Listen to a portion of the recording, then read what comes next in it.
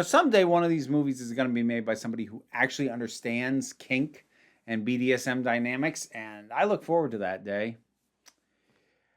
Babygirl, the latest attempt by Hollywood to try and cash in on a half-assed knowledge of BDSM.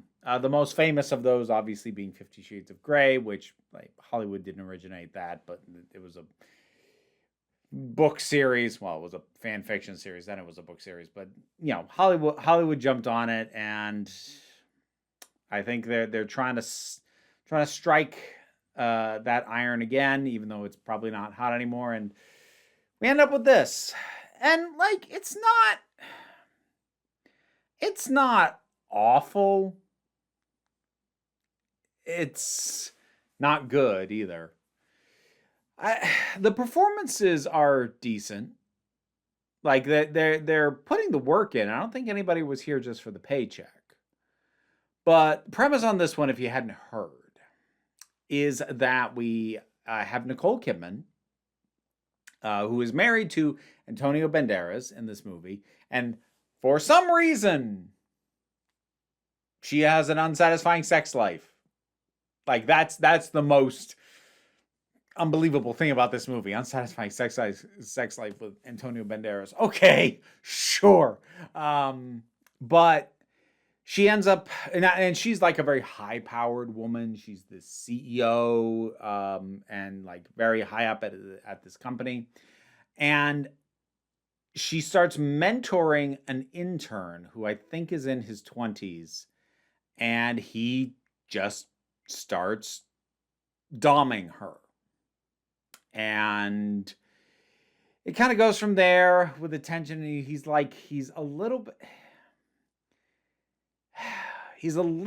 of a scuzz because he kind of threatens. Well, no, he does. He flat out. This thing did not adhere to my brain as much as I would have thought. He kind of threatens to blackmail her at some points, but also like she's clearly into it. So this movie honestly can't decide exactly what the dynamic it's going for is. The makers behind this seem to think that if they make the woman the one with ostensibly more power, that it will be an inversion of things like 50 Shades of Grey or Secretary, where the woman was clearly, financially and career-wise subservient to the man in that situation. Here, she's the CEO. Yeah, but you still put her in the exact same freaking dynamic. Where it's always a woman submissive in these things. I think that's the point at which I'll start taking any of these more seriously, is when they have a man be submissive. Because, otherwise it's just this inherent idea that women secretly want this. And look, some do. Some I'm not negating the experience of women with suppressed, repressed, or unfulfilled sexual desires that would respond positively to this. But it's always women. They're always subs.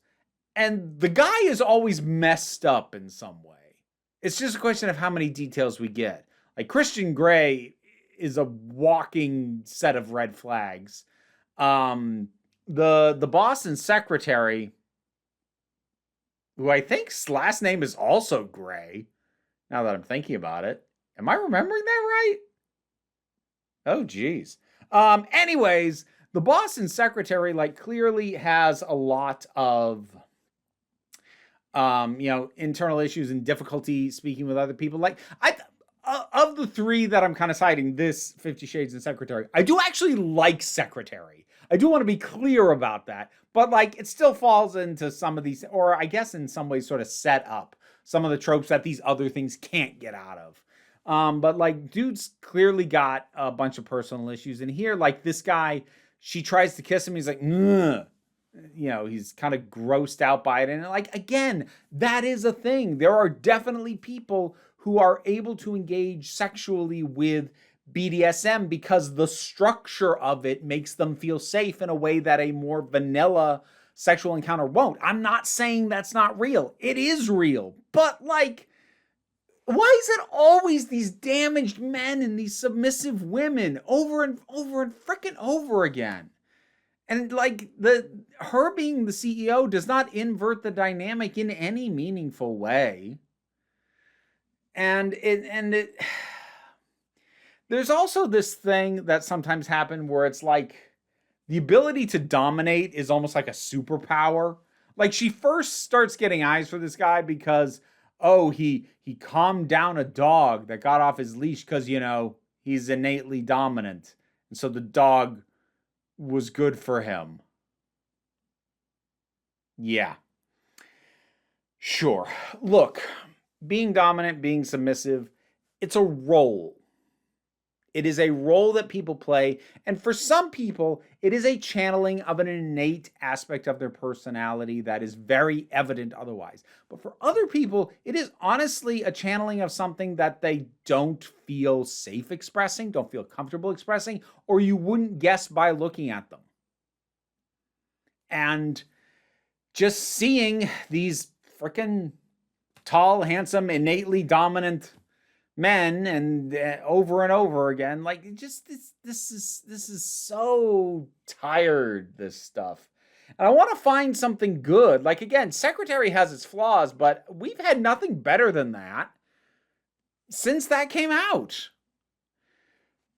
And I'd like there to be. Like I wrote a play about BDSM dynamics. Like I have a lot of interest in this subject, and it's just crap. It's always crap. And like it's never a proper exploration of these dynamics or of this lifestyle because it's never actual. It always involves almost no conversation, way less clear communication than healthy kink actually has. Like, to a certain degree, I accept that a lot of these will not show healthy kink because healthy kink, honestly, is pretty low drama if everything's going correctly. And it's a movie. We need some form of drama. So like, okay, to a certain extent, I can accept it's not going to be the healthiest dynamic. Like in the same way that even in a rom-com, you know, these two are going to have to fight at some point. Some aspect of this needs to have them chafing against each other if you're going to do anything more than the most possible contrite. Oh, this one misunderstood something they heard about the other one. Oh, big misunderstanding. Unless you're doing that trite nonsense, yeah, they are going to, you know, clash in some way, and that is a way to do it if you are having these dynamics in your thing. But at the same time, the way that bad kink practice manifests is very similar in a lot of these. It is a lack of communication from the person who actually understands how this stuff is supposed to work to the person who is being introduced to it. And I don't know, is it so wild to show healthy kink dynamics and have the tension be some other aspect? Like she's cheating on her husband. Isn't that enough drama? Isn't that enough tension? Do we have to have the actual dynamics of the kink be messed up in bad practice as well? And again, I don't know how much of that is on purpose. I'm 99.999% sure in 50 Shades of Grey, it's bad kink practice because the woman who wrote it didn't know what the hell she was talking about. So she just wrote what she thought was hot, not understanding how any of that is supposed to work. And again, it's not even bad like that these are bad dynamics, but it's not even exploring bad dynamics. It's just using them as the tension points. And it's just going through standard love triangle beats. I think the reason I sat on this for a little while after watching it and have a hard time recalling the details is it's just kind of boring. It's kind of bland, which something that's about kink, ostensibly, it's the one thing it shouldn't be. One of these days, somebody who knows what the hell they're doing is going to make a good one of these. And hey, any directors out there who are interested in some source material, hey, give me a ring. I'll let you license my play. I'd like if legitimately if I had actual film directing ambitions, I would adapt that thing to a film.